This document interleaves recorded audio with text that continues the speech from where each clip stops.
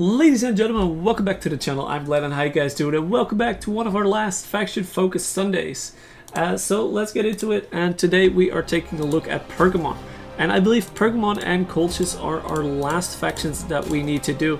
So this week it's going to be Pergamon, and then the last one we're going to end up with is the Colchis. So today we are taking a look at Pergamon, and as the Black Sea colonies, ruler of foreign lands, minus 50% public order penalty due to presence of foreign cultures, very nice. And plus 15% morale during battles in owned or allied territory, very nice.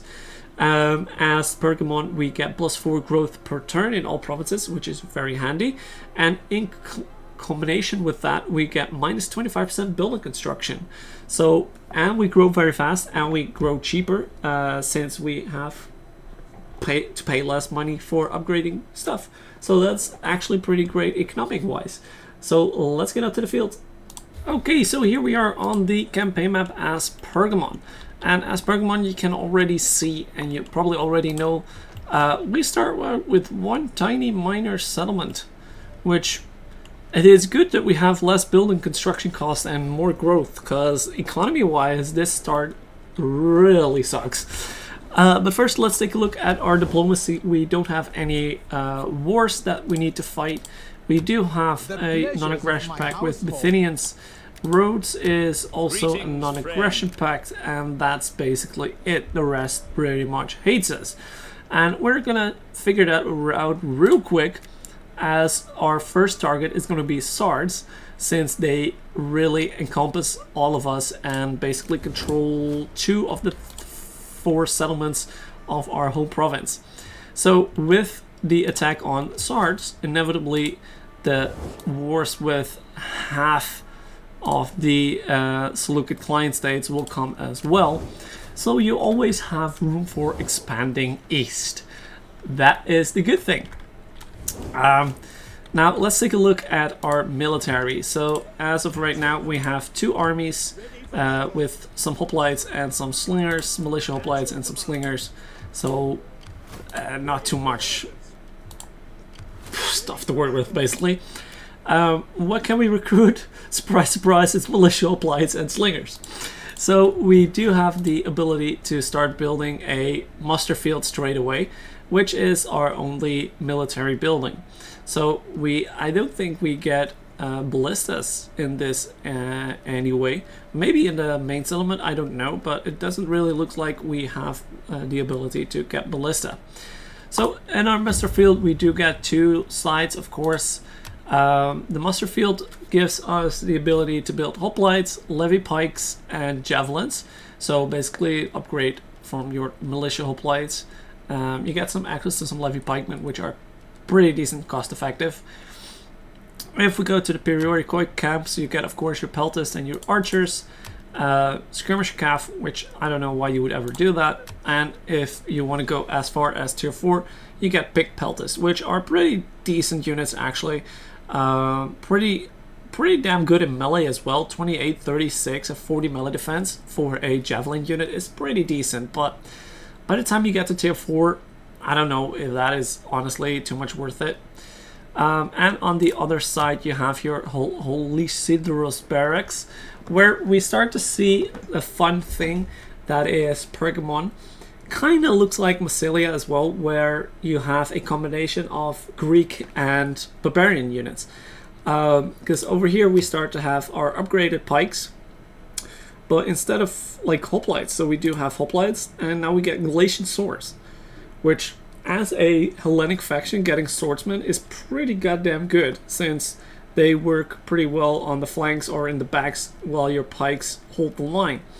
We also have the combination of either citizen calf and a light horse, which I believe, by no surprise, that the light horse might actually be better than the citizen calf. Wow. Honestly, did not know that. But the light horse is in every shape better than the citizen calf, so take that.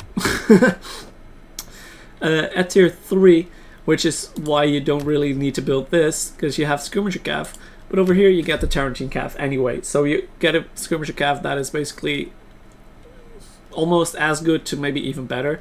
And you do get 30 spears and the Galatian spears, which are nearly identical as well. The Galatian spears might be a little bit cheaper and might be a little bit better. They have a little bit less bonus versus large, but more melee defense. So either way, good solid spear unit.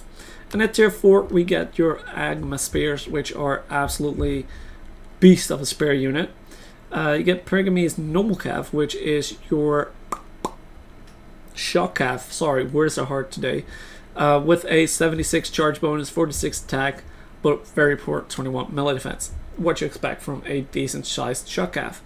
And we have the Hippe's Lancers, which are also a little bit of a more charge, but also can do pretty well in prolonged combat, except for their abysmal defense stats. So attack very decent, defense abysmal.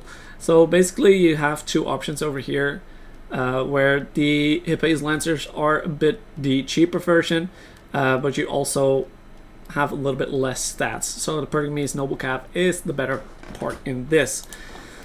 So with that, you do have a little bit of a combination of, again, Barbarian, Galatian units and your Hellenic units, which I think could work very well in tandem with each other depending on which way you go.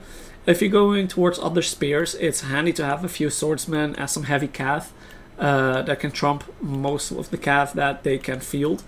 But if you go towards the stacks and stacks of just piss poor desert spears and lightly armored units that is fielding over here, then your hoplites and pikes will be a very good consisting line for your calf to circle around and do the hammer and anvil charges. So both ways you do have options to build how to build your armies. So I think that's most of it what I want to cover with this campaign. Like progression wise, you do have a friend over here, so it would be good to hold that for now. I think my first strat would be conquer Asia, kick out Rhodes as well. I don't care. You do have a wonder over here that helps you out pretty well. And with your growth, it would be very nice to have the full province. And honestly, I think since once you start your war with Sarge, you will be at war with the Slukids. So you naturally will be drawn eastwards, maybe taking out Galatia, Cappadocia, and then Syria as well, like the Slukids. And from there on, you'll probably be dragged into more wars heading east. So of course your victory objectives will probably include Rome as well. Not even? Huh. But they do include Macedonia and Magna Graecia.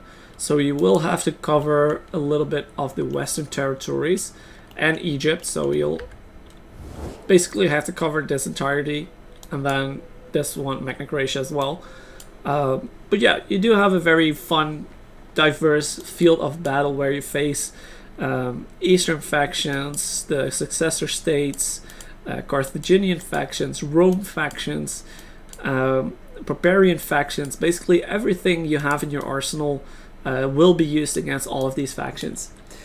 And as a challenge campaign in this is Total War campaign, you're gonna struggle in the start, but you do have pikemen in your garrisons, and with building this you get another 2 extra levy pikes. You get pikes and horses, you get extra spears and horses. So you do have a pretty decent tools to defend your settlements with, including pikes, militia, and some slingers for the long range grind fights. So with very small garrisons, you could potentially hold out pretty much decent 20 stacks that they can field at the start of the game, while you try to rush Sards and maybe Pessinus and Rhodes, just to take control of your first province, and then maybe hold this for a little bit until maybe they come around, and then just slowly expand your way east. So could be a very fun This is Total War campaign as well. But I think that is all that I have to say of this campaign so far. So with that being said, ladies and gentlemen, I'm just gonna say thank you guys for watching. Hopefully you guys enjoyed. If you did, be sure to leave a like, leave a comment, Don't forget to subscribe. And I'll see you guys next week for the last one. Peace.